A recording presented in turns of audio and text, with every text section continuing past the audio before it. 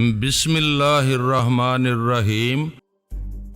لبلبی دبائی مگر اس سے پہلے کہ ریوالور کی نال سے گولی نکلتی وہ تشویشناک انداز میں کیا ہوا کہتا ہوا اس شخص کے قریب بیٹھ چکا تھا۔ نتیجہ یہ ہوا کہ میری چلائی ہوئی گولی سنسناتی ہوئی اس کے سر پر سے گزر گئی۔ گولی کی سنسناہٹ نے اسے ایک پل میں سب کچھ سمجھا دیا تھا، چنانچہ وہ تیزی سے فرش پر گرا اور لوٹ لگا کر جس دروازے سے برآمد ہوا تھا دوبارہ وہیں جا گھسا۔ اسی وقت مجھے اپنے قریب سے کھٹ کی ہلکی سی آواز سنائی دی اور دوسرے ہی لمحے پہلے کمرے کے پردے کے پیچھے سے کراہ کی آواز کے ساتھ کوئی شخص کٹے ہوئے درخت کی طرح باہر آ کر گرا اور زمین پر ذبح ہونے والے بکرے کی طرح ہاتھ پاؤں مارنے لگا۔ میں نے گردن موڑ کر دیکھا، وہ آسیہ تھی۔ اس نے پردے کے پیچھے حرکت محسوس ہوتے گولی چلا دی تھی جو بالکل ٹھیک نشانے پر لگی تھی۔ میں آسیہ کی طرف ہی متوجہ تھا کہ اس نے دوسری گولی چلا دی۔ میں نے چونک کر ادھر دیکھا مگر میری سمجھ میں کچھ نہ آ سکا۔ پھر اس سے پہلے کہ میں اس سے پوچھتا وہ گرل پکڑ کر اچھلی اور دوسرے ہی لمحے گیلری میں جا پہنچی۔ ادھر جاتے ہی وہ نیچے جانے والے زینے کے ساتھ دیوار سے پشت لگا کر کھڑی ہو گئی۔ میں نے فاطمہ کو دیکھا، وہ اپنے دونوں ہاتھوں میں سائلنسر چڑھے ہوئے ریوالور تھامے اور ان کا رخ گیلری میں کھلنے والے دروازے کی طرف کیے کھڑی تھی۔ اس نے تیز سرگوشی میں آسیہ سے کہا، دیوار سے لگے لگے آگے بڑھتی رہو، میں دیکھ رہی ہوں۔ کسی نے بھی تم پر گولی چلانے کی کوشش کی تو میں گولی مار دوں گی اسے۔ آسیہ نے اپنا ریوالور والا ہاتھ آگے کیا اور بہت چکنا انداز میں آہستہ آہستہ آگے بڑھنے لگی۔ میں نے فاطمہ کو دیکھتے ہوئے دھیمی آواز میں کہا، یہ تم کیا کر رہی ہو؟ کوئی بھی اچانک کسی دروازے سے نکل کر اس پر گولیوں کی بوچھاڑ کر سکتا ہے، اسے اس طرح آگے نہیں بڑھنا چاہیے۔ اس سے پہلے ہی میں ایسی کوئی حرکت کرنے والے کو گولی مار دوں گی۔ آپ خاموش رہیں، باتیں کر کے میری توجہ نہ بٹائیں ادھر سے، وہ بولی۔ میں نے اس سے مزید کوئی بات نہیں کی اور گرل پکڑ کر تیزی سے اس پر چڑھ کر دوسری طرف اتر گیا۔ جس کے پیٹ میں میری چلائی ہوئی گولی لگی تھی وہ اب فرش پر گرا پڑا تھا اور یا تو بے ہوش ہو گیا تھا یا جان سے ہی گزر گیا تھا۔ شاید آسیہ اس کے قریب سے گزر کر روشن کمرے کے دروازے پر پہنچ چکی تھی۔ دروازے کے پاس پہنچ کر اس نے پیچھے مڑ کر مجھے دیکھا اور پھر ایک دم جست بھر کے دروازے کے سامنے سے ہوا کے جھونکے کی طرح گزر گئی۔ دوسری طرف پہنچ کر وہ دروازے کے بالکل ساتھ دیوار کے ساتھ ہی چپک کر کھڑی ہو گئی۔ اس وقت تک میں بھی دروازے کے پاس پہنچ چکا تھا۔ ہم دونوں دم ساتھ کر اندر سے کسی بھی قسم کی آہٹ سننے کی کوشش کرتے رہے مگر اندر مکمل سناٹا تھا، کسی بھی طرح کی کوئی ہلکی سی آواز بھی سنائی نہیں دے رہی تھی۔ چند ثانیے بعد اچانک مجھے خیال آیا کہ آج تک سامنے والی گیلری میں نکل کر نیچے اتر گیا ہو کسی طرح۔ ادھر بھی ایسی ہی مضبوط لوہے کی گرل تھی، اس میں رسی باندھ کر آسانی سے نیچے اترا جا سکتا تھا۔ اس خیال کے ساتھ ہی میں نے کمرے میں گھسنے کے لیے قدم آگے بڑھایا لیکن آسیہ نے تیزی سے اپنی ٹانگ آگے کر کے مجھے روک دیا۔ میں نے سوالیہ نظروں سے اسے دیکھا۔ اس نے اشارے سے مجھے سمجھایا کہ یوں ایک دم اندر گھس پڑنا خطرے سے خالی نہیں ہے۔ اگر وہ اندر کہیں چھپا بیٹھا ہے تو اس کے ریوالور کا رخ دروازے کی طرف ہوگا تاکہ جیسے ہی ہم میں سے کوئی شخص اندر داخل ہو اس کی گولی کا نشانہ بن جائے۔ اس کی بات خاصی معقول تھی، یہ تو خود مجھے بھی سمجھ لینا چاہیے تھا کہ آج تک جیسا شاطر اور مکار آدمی کمرے سے کسی کونے خدرے میں نہیں چھپا بیٹھا ہوگا، مگر اس گھڑی اس کے نکل جانے کے خیال نے مجھے مضطرب کر دیا تھا اور ہر بات میرے ذہن سے نکل گئی تھی۔ ساری کی ساری مصلحتیں اور احتیاطیں بلا بیٹھا تھا میں اس گھڑی، اور اگر آسیہ روک نہ لیتی مجھے تو موت کی وادی میں قدم دار ہی دیا تھا۔ آسیہ کے روکنے پر میں ذرا ٹھٹکا، پھر آسیہ سے بولا، ٹھیک ہے تم یہیں رکو، میں ادھر سامنے کی طرف دیکھتا ہوں جا کر۔ میں تیزی سے پلٹ کر بھاگا اور گرل پر چڑھ کر دوبارہ اس چھت پر جا اترا۔ فاطمہ نے پوچھا، کیا بات ہے، واپس کیوں آ گئے آپ؟ میں نے کہا، وہ ادھر سامنے والی گیلری، وہ ادھر سے نکل سکتا ہے۔ میں نے اسے سرسری انداز میں بتایا اور بھاگتا ہوا ادھر چلا گیا جدھر سے اس گیلری میں اترا جا سکتا تھا۔ میں بہت ہی بر وقت پہنچا تھا وہاں آئزک ایک اور شخص کے ساتھ وہاں موجود تھا۔ وہ شاید بیڈ شیٹ کو رسی کے بجائے استعمال کرنا چاہتے تھے۔ انہوں نے بیڈ شیٹ کا ایک سرا گرل میں باندھ کر بیڈ شیٹ کو نیچے لٹکا دیا تھا اور اس وقت آئزک گرل پر چڑھ رہا تھا۔ ان دونوں کی پوری توجہ کمرے کے دروازے کی طرف تھی جسے انہوں نے باہر سے بند کر رکھا تھا، پھر انہیں ہمارے ادھر سے آ جانے کا خدشہ تھا۔ دوسرا شخص ریوالور لیے دروازے پر نظریں جمائے کھڑا تھا اور آئزک کی نظریں بھی گرل پر چڑھتے ہوئے بار بار دروازے کی طرف اٹھ رہی تھیں۔ میں نے اسے ایک لمحے کی بھی مہلت نہیں دی، فوراً ریوالور سیدھا کر کے گولی چلا دی۔ گولی اس کی ران میں دھنس گئی تھی اور وہ تیز سسکاری لے کر واپس گیلری میں الٹ گیا تھا۔ اس کا ساتھی اس کے گرتے ہی میری طرف مڑا، مگر میں نے اس کے فائر کرنے سے پہلے ایک گولی اس کے نام کی بھی روانہ کر دی، ادھر جو سیدھی اس کے حلق میں جا اتری، اس کے منہ سے کرا تک نہیں نکل سکی تھی۔ آئزک کی ٹانگ میں گولی لگ چکی تھی اور اس نے یہ سمجھ لیا تھا کہ اب وہ ادھر سے نیچے نہیں اتر سکے گا۔ وہ تیزی سے اٹھا اور اپنی زخمی ٹانگ کو گھسیٹتے ہوئے دروازے کی طرف بڑھنے لگا۔ وہ کمرے میں بند ہو کر اپنی جان بچانا چاہتا تھا۔ شاید میں نے اسے بڑھتے دیکھ کر ریوالور کا رخ اس کی طرف کر کے لبلبی دبا دی، مگر ریوالور سے ہلکی سی ٹھک کی آواز کے سوا کچھ نہیں نکل سکا۔ میں نے جلدی 2-3 بار لبلبی کو دبا کر، لیکن ریوالور میں گولی تھی ہی نہیں تو نکلتی کیسے؟ اس دوران آئزک دروازہ کھول کر اندر چلا گیا تھا۔ میں اسے جاتے دیکھ کر گرل کے اوپر چڑھ کر گیلری میں کود گیا اور اسی وقت آئزک کسی سے الجھا ہوا دوبارہ گیلری میں آ گرا۔ میں آگے بڑھتے رک گیا۔ آئزک اس طرح آ کر گرا تھا ادھر کے اس کے ساتھ دروازے میں پڑا پردہ بھی لپٹ کر آ گیا تھا۔ پردہ جھٹکے سے تقریباً پورا ہی نکل گیا تھا اپنی جگہ سے، اس کا صرف ایک کونا اوپر پھنسا رہ گیا تھا۔ اندر کی روشنی بھی پردہ ہٹ جانے کی وجہ سے باہر آنے لگی تھی۔ آئزک گیلری میں آ کر چت گرا تھا اور وہ لڑکا جو ہمیں ادھر دوسرے مکان میں شیدہ بن کر ملا تھا آئزک کے سینے پر سے آہستہ اٹھ رہا تھا۔ اس کے سر اور منہ سے خون بہہ رہا تھا اور جس طرح وہ اٹھ رہا تھا اس سے اندازہ یہی ہوتا تھا کہ اسے زبردست مار پڑ چکی ہے اور اس سے مارنے والے نے آئزک کو اندر آتے دیکھ کر اسے اٹھا کے آئزک کے اوپر پھینک دیا تھا۔ ان دونوں کے ادھر آ کر گرنے کے چند لمحے بعد ہی آسیہ دروازے میں دکھائی دی مجھے۔ اس نے آتے ہی شیدے کے منہ پر ایک زبردست ٹھوکر رسید کی۔ شیدہ کسی ذبح ہوتے ہوئے بکرے کی طرح چلاتا ہوا اچھل کر لوہے کی گرل سے ٹکرایا اور دونوں ہاتھوں سے گرل کو تھام کر اس کے ساتھ چمٹ گیا۔ آسیہ نے اس کی طرف توجہ دیے بغیر حقارت سے آئزک کو دیکھتے ہوئے کہا، یہودی کتے، تو سمجھتا تھا کہ ہمیشہ موت کو دھوکہ دے کر نکل بھاگنے میں کامیاب ہوتا رہے گا؟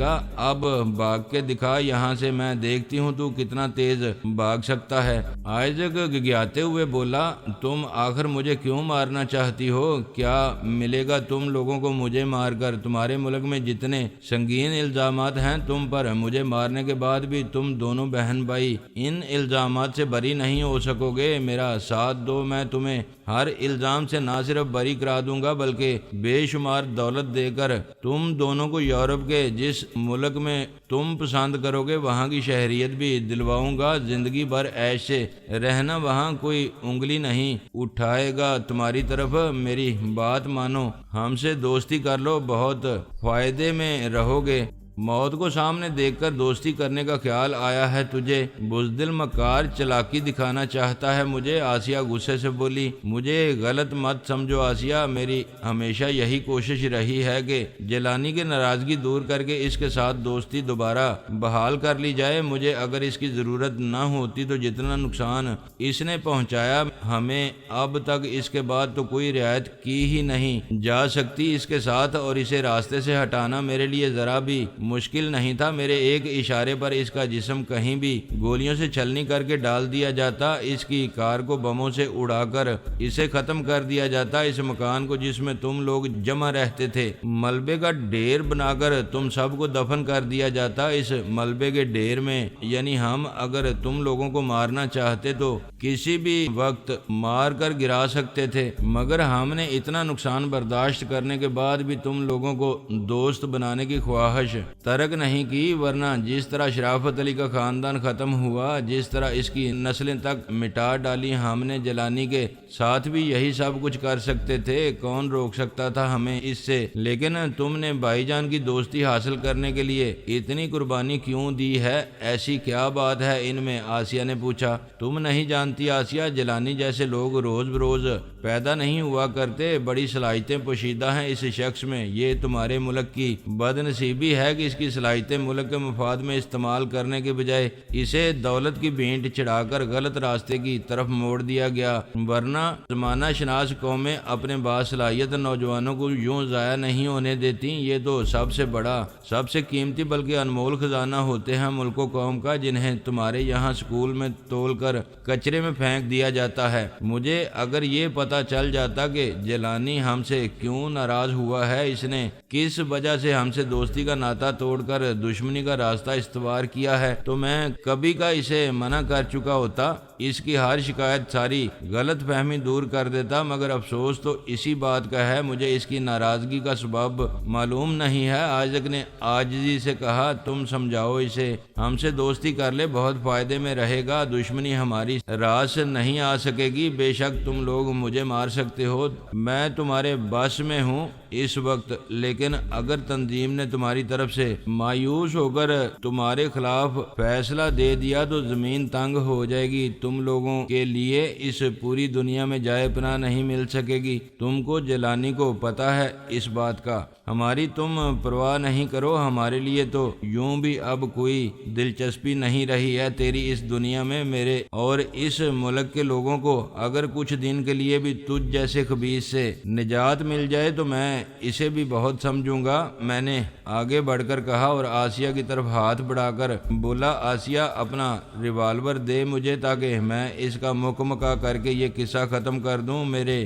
ریوالور میں گولیاں نہیں رہی ہیں۔ نہیں بھائی جان، اس کی جان اتنی آسانی سے تو نہیں نکلے گی، اسے تو ہمیں اسی طرح تڑپا تڑپا کر مارنا ہے جیسے تڑپ تڑپ کر آبی نے جان دی تھی، جیسے گل زمان کی جان نکلی تھی خاک و خون میں لوٹ لوٹ کر سسک سسک کر، آسیہ نے حقارت سے کہا۔ اس دوران آئزک کی ٹانگ کے زخم سے خون اچھی خاصی مقدار میں ضائع ہو گیا تھا اور اس پر نکاہت طاری ہونے لگی تھی، چہرے پر اس کے ہلدی پھری ہوئی لگنے لگی تھی۔ آسیہ نے جھک کر اس کی ٹانگ پکڑی اور اسے کھینچتے ہوئے کمرے میں لے چلی۔ میں نے پہلے جھک کر اس جعلی شیدے کو دیکھا جو گرل کے ساتھ لگا بے سدھ پڑا تھا، اب تک میں نے اسے ٹٹول کر دیکھا، وہ یا تو بے ہوش ہو چکا تھا یا مزید مار سے بچنے کے لیے مکر کیے پڑا تھا۔ اس کے بعد میں اس شخص کی طرف متوجہ ہوا جسے میں نے آئزک کے ساتھ گولی ماری تھی، وہ اس جہاں کے سارے غموں سے آزاد ہو چکا تھا۔ ریوالور اس کا اس کے پاس ہی پڑا تھا، اس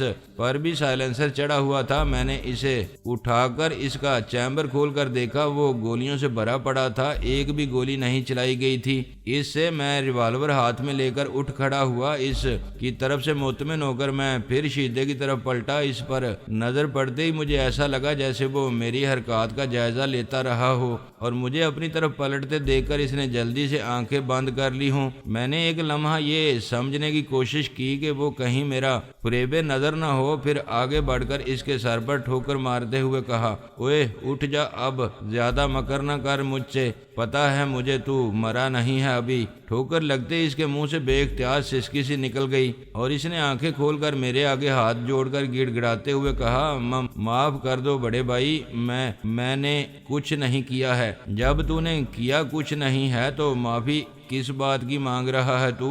چل اٹھ ادھر سے، اندر چل کمرے میں نے کہا۔ وہ اٹھ کر سہما ہوا میرے آگے آگے چلتے ہوئے بولا، میں سچ کہتا ہوں مائی باپ، دیکھو میں تمہیں سب کچھ سچ بتا دوں گا جو کچھ مجھے معلوم ہے، ایک بات نہیں چھپاؤں گا میں، تم مارو گے تو نہیں نا مجھے؟ بکواس نہیں کروے، چوڑے زبان بند رکھ کے چل، نہیں تو کھوپڑی میں مین ہول بنا دوں گا سالے کی، میں نے اسے آگے دھکا دے کر کہا۔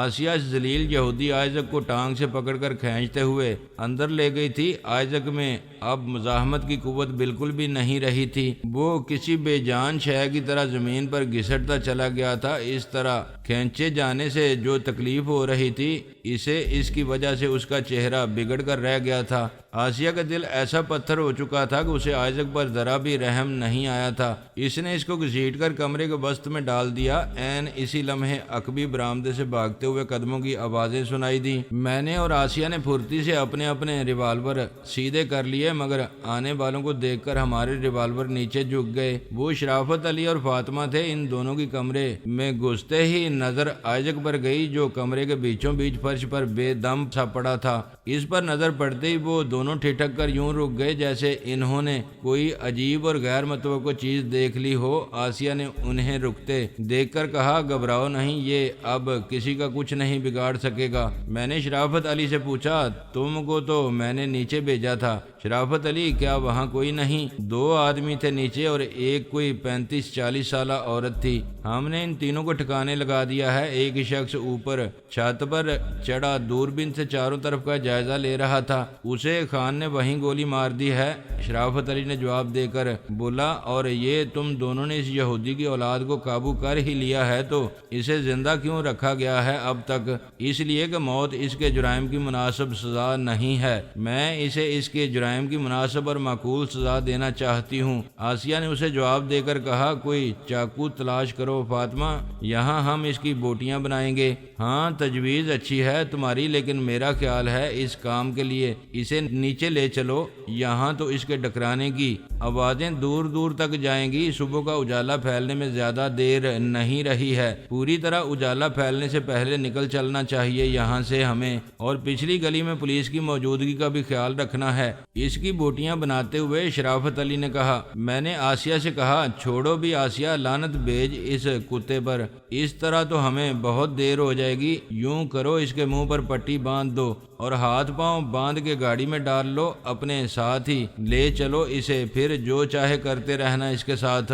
یہ تجویز سب کو پسند آئی، چنانچہ جلدی جلدی آئزک کو باندھ کر نیچے لے جا کر گاڑی کی ڈگی میں ڈال دیا گیا۔ وہاں موجود اس کے سارے ساتھی پہلے ہی مارے جا چکے تھے۔ ایک وہ جعلی شیدہ بچا تھا، میں تو اسے ساتھ لے جانا چاہتا تھا، مگر شرافت علی نے کہا، نہیں یار، یہ خواہ مخواہ کی مصیبت ساتھ نہ لگاؤ، مان سمپولیوں کو ساتھ لیے پھرنا کسی طرح بھی ٹھیک نہیں ہے، اس کو ادھر ہی ڈال جاؤ بس۔ اس نے ریوالور کا رخ اس کی طرف کر کے اس کے سینے میں عین دل کے مقام پر گولی اتار دی، اور پھر اس کے ٹھنڈا ہونے کا انتظار کیے بغیر وہاں سے نکل آئے۔ انور کمال کو آسیہ بلا کر پہلے ہی لے آئی تھی۔ ربانی اور اس کے گھر کے دیگر افراد کو انہوں نے سمجھا دیا تھا کہ پولیس ان سے پوچھ گچھ کرنے آئے تو وہ صاف بتا دیں اسے کہ یہ قتل عام غلام جیلانی اور اس کے ساتھیوں نے کیا ہے۔ وہ یہ بھی کہہ سکتے ہیں کہ ہم لوگ انہیں ریوالور دکھا کر بے بس کر دینے کے بعد انہی کی طرف سے اس گھر میں داخل ہوئے تھے۔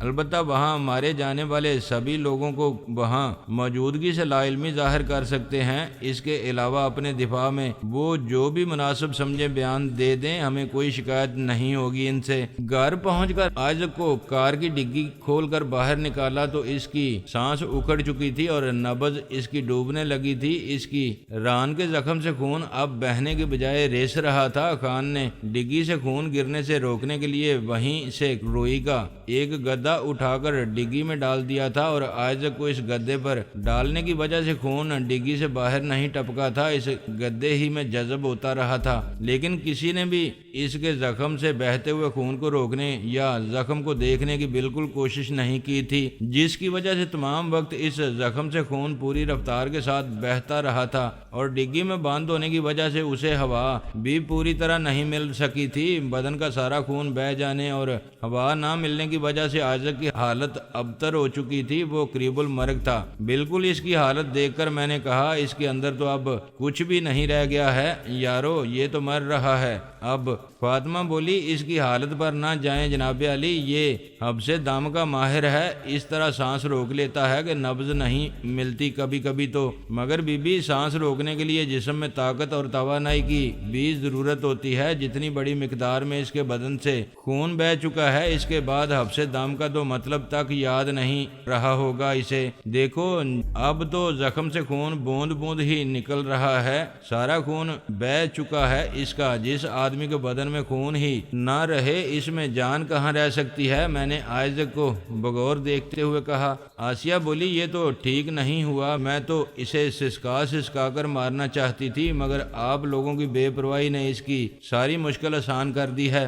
مشکل کہاں آسان ہوئی ہے، اس کی اذیت سے نجات تو نہیں ملی ہے، اسے قدم قدم موت کی طرف بڑھ رہا ہے، یہ بوند بوند کر کے جان نکل رہی ہے اس کی، کیا یہ اذیت کم ہے اس کے لیے؟ لیکن کان اس کے ہر آواز کو سن رہے اور دل و دماغ میں کچوکے لگا رہے ہیں، لیکن زبان میں حرکت کرنے کی بھی سکت نہیں رہی ہے، اپنی تکلیف کا اظہار کرنے کی بھی قوت نہیں رہی ہے اس میں نے آسیہ کو تسلی دیتے ہوئے کہا، اس حالت میں جب کہ یہ ہر احساس سے عاری ہو چکا ہے، اسے کوئی بھی اذیت دے کر تم اپنے جذبہ انتقام کو تسکین نہیں پہنچا سکو گی۔ آپ ٹھیک ہی کہہ رہے ہیں بھائی جان، آسیہ اداسی سے بولی، دفع کریں، لعنت بھیجیں اب اس پر اور پھینکوا دیں کسی ایسے ویرانے میں جہاں اس کی لاش کو چیل، کوے، گدھ، کتے اور دوسرے جانور نوچ نوچ کر کھا جائیں۔ میں نے شرافت علی سے کہا، ڈلوا دے یار اسے کسی ویرانے میں، مگر اس سے پہلے یہ یقین کر لینا کہ اس کی جان بالکل